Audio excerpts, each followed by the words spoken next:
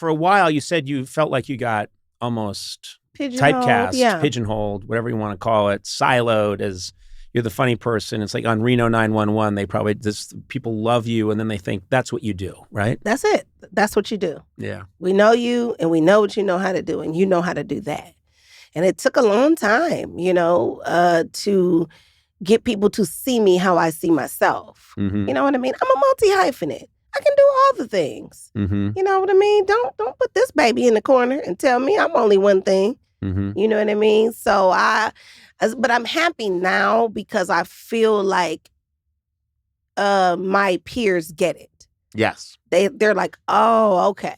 Yeah, because and I'm curious, in that whole time, you just knew you could do it. Were you studying acting at all? Or did you, because initially when you got into comedy, they asked you, can you do improv? Yeah, and I lied. And you lied. I lied my way into it. But you know what? You just said I could when you had never. Yep. Did you know what improv was? Nope. Okay. You know what's so funny? It occurred to me. That is a sign of that is improv. Can you do improv? Yes, I can. Yeah. Because that's what improv is yes and. So of course you lied to do it. I lied. And then I called my friend Big George. And I was like, what the hell is improv? And he was like, he was like, they also wanted me to do sketch. I had never done that before either. But Right. I was like, yep. You know what I mean? And I just called my friend and said, what do I have to do? Right. I'm like, oh, just be dumb. Like I always, I'm around my house doing the same, make me up stupid stuff I'm already doing. Right. Yeah, I could do that. That's a natural thing that if I didn't know you and you didn't know me and you were working at a bank and I came in and we would start goofing around, the two of us, and we'd make something. Yeah. Because I would know right away, I'd say something maybe silly to you and you'd come right back with stuff that was 10 times funnier and sillier. And before you know it, that's what we'd be doing. Yeah, it would be a bit. That's not because we're in this profession. It's because... No. Do you know how many times... Let me tell you something. When the people tell you this call may be monitored for, training person, that's a true statement.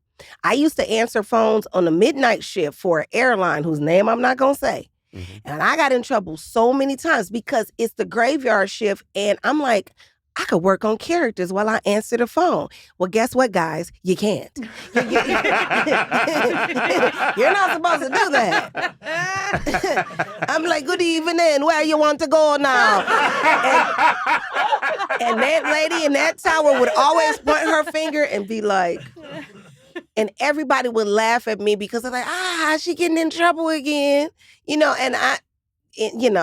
Yeah. So yes, to your point, if we were at the bank. It's so funny that you mentioned that because when I'm on any call and they say, by the way, I'm trying to like activate a credit card or trying to do something and they say this call is being monitored, I feel I got to take it up a notch because, they know my name and I think, well, they might be listening to this later on. So so that's when I start sticking it up a little bit. And sometimes they're laughing, but other times they're like, we just want to finish this process. And no, we're not going to all gather around later and listen to your really funny observations about American Express or, MasterCard. No. Hey, everybody come. I just talked to Conan. He gave me some good stuff, and it's been monitored. Let's check it out. It's not going to happen. People at work who just want to go home. They just want to go home. That's it. They want to get this idiot his credit card activated. So you said you could do improv, and then quickly realized, I can do it. Of course I can do it. I'm going to figure it out. Yeah. You know what I mean? But it's so funny, because when I auditioned for Reno, I did not know enough to know that you should kind of like work on a bit.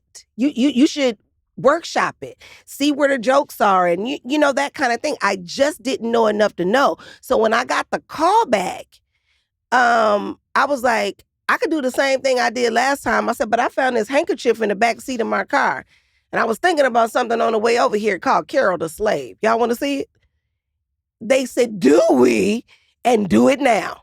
You know what I mean? And so it was just that by the seat of my pants, because what I knew for sure, I don't know if you're going to book me on this job, but I know my ass is funny. Now that I do know. Right. So I did not fear the thing that I was the most comfortable in. You kind of know what I'm saying? Yeah. So, advantage, disadvantage, I don't know. I just feel like people want to work getting back to those kids with people that they like at the end of the day. Yeah. You know what I Yeah. mean? Your first, minute, it's just to get them to like you. Yeah. You know what I mean? And not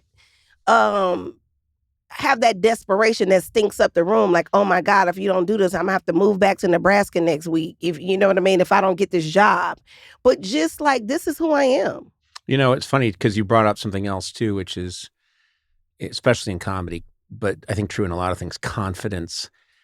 If people get the sense that you are okay, like if an audience will look at you, and if they know, hey, I'm fine with whatever happens, I got this, they relax. It's kind of a salesman job, but they relax and think, wow, Niecy knows what she's doing. We just brought her in, and boy, is she relaxed, and boy, is she confident.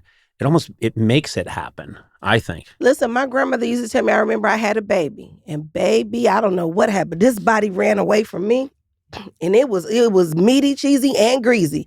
And I didn't feel comfortable, and I didn't feel confident. And my grandmama looked me dead in my eyes. She said, baby, when you's the only naked woman in a room, you looks good. I said, okay, Grandma. Mic drop. Let me take my clothes off right now. And That's fantastic. Sometimes you just gotta, you know what I mean? You gotta roll with what you got. Yeah. Well, I've been doing that. Rolling with what I got. That is really, I don't know. Did you get confidence like that from your mom? I don't want to make my mom feel bad, but no, I didn't. I just wanted to take a moment and make your mom feel bad. I know, it's different, but you're right. After you have a baby, because I had babies a couple years ago, and you feel very differently about it. So it's nice to know somebody said that to you when you needed to hear that. Yeah. It's all those confidence boosters. How many kids you have? 3. You have 3 kids. Mm-hmm. And how old are they? What's their range? I think my son did he just have a birthday? Yeah. You start to forget. I have 2 kids and I can't even recall their names at this moment. Yeah, my son is 32. Mm-hmm. I have a girl that's 27. Wow. And a baby girl that's 24. Wow. I'm just curious did they show the same interest in doing what you're doing, or? Yes. Yeah. All wanted to do it. Yeah. But also, too, I think when you grow up with your mom on TV, if you're good at your job, you make it look easy. Yeah. You know what I mean? It's like, my mom can do that. I can do that. You know what I mean? And it wasn't unusual to sit down on a Saturday morning and, oh, my mom is hosting Clean House. That's on. Skip, skip, skip. Oh, Reno 911 is on. My mama not going to let me watch that. Skip, skip, skip. Oh, my mama was in a movie that's on. You know what I mean? It wasn't unusual to find me somewhere on television. And so very early on, they all were like, oh, pick me, pick me, pick me. Because they just think that's normal. Yeah. You made it normal. Yeah. And it was like, that's what I want to do. And so they're all in some sort of entertainment right now. Yeah. All of them. When my boy I think he was 4 years old, and he saw me do some big show in a big venue. And afterwards he turned to my wife and he said, when I grow up, I want to do something that doesn't happen in a theater or with people. And I thought, man, I must have been bad. And to his credit, he loves comedy, and I think he likes what I do, but that was not his thing. His thing. But he knew right away. He saw his dad making a fool of himself on the Beacon Theater in front of a couple thousand people and said, nope, that is not for me. Well, I'm not doing that. I love it. And I've worked with my kids too. We had a reality show at one point together. Mm-hmm. And I really only did that for them, just so you could get a taste of it. You got to get up in the morning. You got to do this. I want to show you what it is. But all of them have, at some point or another, been cast in something that I've done. My youngest daughter played my daughter in the series Monster, the Jeffrey Dahmer story that was on Netflix. Yep. That was my real daughter. She also played She also played a younger version of me in a TV show that I had called Claws. Mm-hmm. And my middle girl guested with me on a series that I just did called The Rookie Feds. And so my son was with me on The Soul Man. Like they've all, at some point or another, experienced it through your lens, kind of, which is good. You know what I mean? And so I was like, I'm going to show you, but I'm not show manager. You know what I mean? And I'm not going to try to run your career and tell you what you need to do. You want to do a self-tape? I'll read with you, but I'm not calling around town to get you a job. Right. That's your job. Right. You know, because when I'm dead and gone, if I'm the only person who ever gave you a job, what are you going to do? Right. You know, so you gotta learn it. And if you really want it, time is going to tell. That's how I parent. Well, I was going to ask you for a job, but now I'm not going to. Well, you might be different. No, I'm not.